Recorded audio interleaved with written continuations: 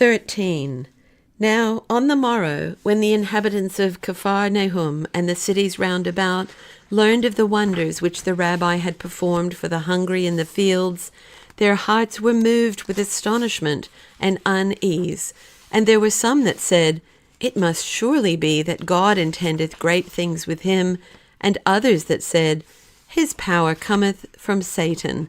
He will bring great misfortune on us. And when they heard further that they whom the rabbi had fed would have proclaimed him king and demanded for him the crown of David, a great fear fell upon them. And the people of the city said, Now when the government will hear that the Jews would have proclaimed another king, the guilt will fall upon all of us, and we shall bear responsibility for the foolish speech of the poor, and we shall pay for it. And certain of them came before our rabbi and said, Arise, and get thee gone from our city, for the government hath heard of thy deeds, how thou wouldst be king over the Jews, and they follow after thee to take thee captive. And it will come to pass, if we do not deliver thee into their hands, that they will say, We have sworn an oath to proclaim a new king over the Jews, and calamity will come upon us because of thee. Then the rabbi called us to him and said, Come, let us be gone from this place. We will go up to Tyre and Zidon. For did not God say unto Elijah the Tishbite, Arise, and go to Zarephath in Zidon? Why should we be otherwise than Elijah? For the people of this day are not better than the people of his day. And even as Ahab had his false prophets, so they have their false prophets likewise. And my heart melted with fear when I saw that our rabbi was minded to leave the cities of the land of Israel, whereon the spirit of holiness resteth, and to be gone to the base cities of the idolaters, which are given over to impurity. But we dared say no word to him, for his might was upon us as the might of the Lord over the slave, and his burden was upon us like the yoke on the beast of the field. And we bowed our heads in silence, and we followed after him. And it was as if the rabbi knew my thoughts, for I was meditating on food, and on what we should eat in the land of impurity, and he said, O thou of little faith! For did not God feed Elijah through the ravens and the wild bees? And we took with us our coverings of sackcloth to cover ourselves therewith in the night, and it was morning when we set forth. And the women folk and our friends went with us part of the way out of the city. Then they returned, and the women abode in the house of Simon's mother-in-law, there to guard the vessels. For the rabbi said that he went not now to preach the word of God, but to rest himself from the tumult of the people, and to search in his heart for the way which God would have him follow.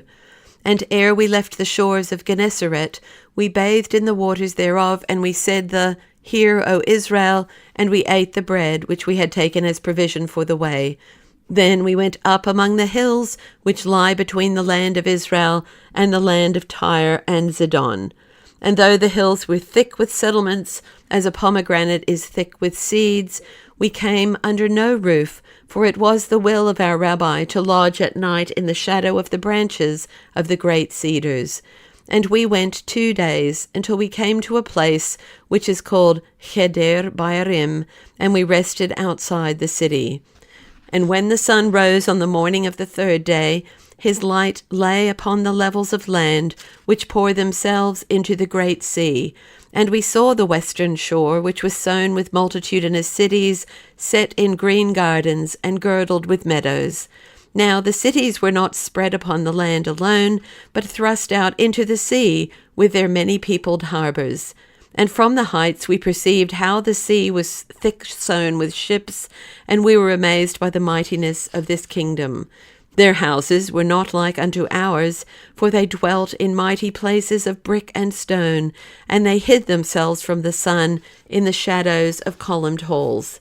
But when we approached the border of Zidon, we understood the reason for their great wealth, in that we saw, on the first fields whereon we trod, that they used not the ox and the ass for their ploughs, but put the yoke upon men. The earth of Zidon is fattened with the blood and limbs of fallen slaves. The cry of need goeth up like a cloud above Tyre, and melteth in the air, and descendeth again in a rain of tears and terror.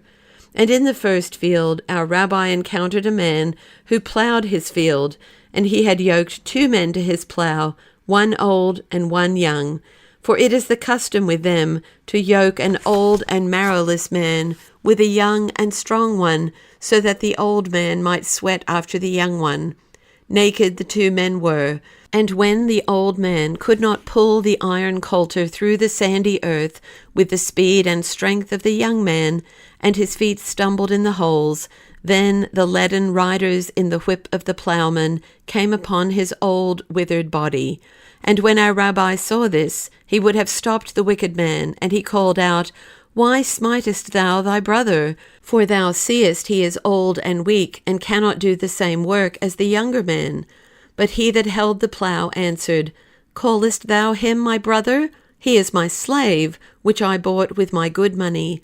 50 silver drachmas by Tyrian weight I gave for him in the slave harbour, when our ships brought a cargo of slaves from the land of Gaul. Scarce 2 years hath he served me, and behold what he hath become. I give him bread according to his work, but no matter how little bread I give him, the use I have of him is less than the cost. But who art thou that comest to disturb the laws of our land? According to thy dress and the sound of thy voice, I know that thou art a stranger, and a Hebrew to boot. Thou hast not yet shaken the dust from thy shoes, and already thou wouldst be a judge over us. Then the sons of Zebedee called out, Rabbi, what murmureth this wicked man? Shall we make him silent? And the rabbi answered, I am not come to destroy the lives of men, but to heal. And we answered him not, and went upon our way. And the nearer we came to the city, the more we encountered of the work of slaves. For whereas we in our land labor with beasts which rest, even as we do on the Sabbath, they labor with men. We saw many water wheels, such as in our land are pulled by the ass and the camel, and they were pulled in this land by slaves, and their eyes had been pierced, for among them a man costeth less than the beast of the field. Yet all this was as nothing by the side of that which our eyes beheld when we came within the city. The sandy level which spreadeth out by the shore of the great sea was covered with mighty houses, which hid the waters and crowded upon the peninsula which cutteth into the sea. And the deeper we went into the city, the more we beheld of the sinfulness of the slavery of Zidon. And with every step we beheld more and more of the slave laborers. We came first into the streets of the weaving looms which are gathered to one side of the city. For in Zidon it is not as with us. The woman weaveth not clothes for the house in hours of rest, by the light of the fire of the house, surrounded by her household and the sound of devout singing. It is far otherwise with them. Their kerchiefs and their clothes, their coverings and their shawls, are woven by slaves which they purchase in the slave markets. They weave not at the loom that which each one needeth for himself, but they weave to send out their linens to all the lands of the world. Therefore they assemble their slave weavers in large places, and the slave weavers are fastened to the looms as the ass is fastened to the plough. And an overseer sitteth above them with a rod in his hand, and counteth out, and as he counteth, the slaves send the shuttle through that loom. And there are other overseers with whips, and the slave that keepeth not pace with the counting taketh the lash on his body. They were numberless, the looms which filled the large places covered over with branches. Numberless were the slaves, like spiders woven into their own webs. For the greatest part they were old, their marrow dried up in them, men and women such as had no strength for heavy labor, and the young and strong had been taken as oil treaders and workers in the dye houses. And the women that threaded the spools lay like trampled worms at the feet of the weavers, like the forlorn of God, like the grass which is thrown out. And the greater number of the spinners were children. Their eyes were covered with sores, their hair had fallen out, and there were such as were covered with boils, and the matter ran from their ears. For those children that are strong and well-favored, they use as servants, or for their lusts to sin with them, and the ugly and sick are sent to the weaving places. And we encountered there men and women chained together, who knew not each other's tongue. And it is thus with them. When a slave groweth old, and serveth no more for labor, they take him not into the family, as is the custom in the lands of Edom, nor do they, after the manner of the Greeks, who build quarters for the slave, and there the slave may live until the day of his death. For they use not the slaves, as do the peoples of Edom and Greece, to serve them and their own needs. They of Tyre and Zidon keep their slaves to make the varieties of merchandise, which they load upon their ships for many markets. Therefore, when a slave becometh sick or weak, and can work no more, so they throw him out of the slave quarter, and give him no more food. Therefore we encountered about the weaving booths such as lay in heaps, and with their last strength begged for a little bread, or the hand of death. But there was none to pity them. They know not here the meaning of compassion, which is the quality of the Lord of the world, which he imparted to our forefather Abraham. There is no end to the work, and no man or woman prayeth for the coming of the night to find rest therein. We saw likewise lines of young, strong slaves, harnessed to wagons, and bringing without cease the loads of colored thread from the dye houses which are by the sea. Thus they feed the wild beast of enslavement, and as a river poureth forever, so poureth the slavery day and night in bitterness and rage. And when our rabbi saw the slavery of the weavers, he uttered no word, but the show of his countenance bore witness to that which was in his heart. And his countenance changed, being cut as with pain, and his lips being twisted with anguish, hid in his beard, and his eyes were turned to heaven. And I heard the groaning that came from within him, and the cry that broke forth with it, Lord of the world, have compassion on thy creatures. And we arose from this place, and turned back from the city, and we followed after the slave wagoners, which brought the colored thread from the dye houses which are on the seashore. Greater than the pouring of the great sea is the pouring out of injustice on the shores of Tyre. We could not gaze in adoration on the aspect of the mighty waters which God hath made, for our eyes were darkened by the aspect of the leprosy which was spread upon Zidon's shore. All the shore of Tyre and Zidon is but one chain of slavery, and the edge of the land is filthy with the sweat of men and their tears. The waters of the Zidonian sea have not their own foam, but the foam of human decay. We saw the fisher slaves bring to the shore boats laden with water snail, which carrieth their purple.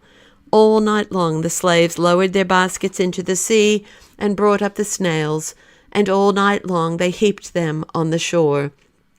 And there, among the heaps of sea creatures, stood men mighty of stature, chained to great stones, and the eyes of the men were bound or pierced, that they might not see what they did. And they pulled the stones forever about the mills, under the whips of the overseers, and they ground the snails which other slaves threw with spades upon the stones. And the violet marrow which is in the liver of the sea creatures spirited upon the naked bodies of the slaves, and dyed them. The heaps of ground snails grew at their feet, and their bodies were drowned in the foul masses of crushed intestines, which mingled with the ground snails and became a stinking mud. The air was filled with a thick stinking, and men trod as in dung. There walked chains of bound slaves, bearing on their shoulders the bales of white wool, coming from Damascus, and from our ports of Caesarea and Joppa. Likewise bundles of flax coming from Egypt, and they threw this into great troughs of thick purple, whereinto the dye ran from between the millstones. Young women and maidens trod the wool and flax in the troughs. Others drew them forth, and laid them upon the seashore to dry. and the whole seashore was inhabited by naked men and women who had upon them naught but the purple of the dyes, which was as a second skin, and took away from them the likeness of human things, so that they looked like spotted beasts, and in the manner of beasts they were treated.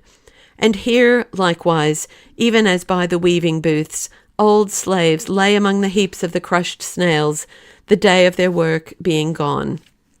They were eaten by the diseases which the poison of the dyes bringeth upon the body. Their limbs were broken, and their eyes were burned out, and they rolled about in the filth, and none heeded them. They ate the filth which fell from the crushed snails thrown out by the mills, and their bodies swelled up therewith. And the cry of their pain was stilled by their weakness, till they rolled in their pain to the edge of the sea, and the waves took them and washed them out of life. And we left this place and went further, but whithersoever we went, we could not flee from the sea of slavery. Wherever our eyes fell, we saw the nakedness of flesh harnessed to labor. Without number, likewise, were the ships upon the sea, with the colored sails of the nations, of Egypt and the Greek islands, of Spain and Persia and Italy and Africa. There were slaves that carried the cargoes into the ships, silks and woolens and glassware, and all manner of vessels and instruments.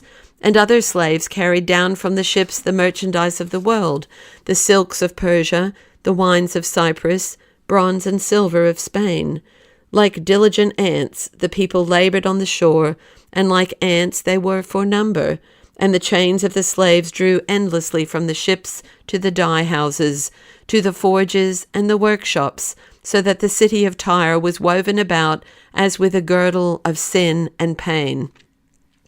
And our rabbi stood at every workplace and looked upon the people. All things he would know and see, and as if he would empty the cup of injustice to the dregs, he went from one vale of tears to the other, from the weavers to the dyers, and from the dyers to the sewing women. Now, even as they used the men for the heavy labor, so they had enslaved the women to the work of sewing the garments which went forth from Zidon. And they that did the sewing were likewise slave women, but they were also put to uses of pleasure. Therefore they were given light labor, that their bodies might be unspoiled.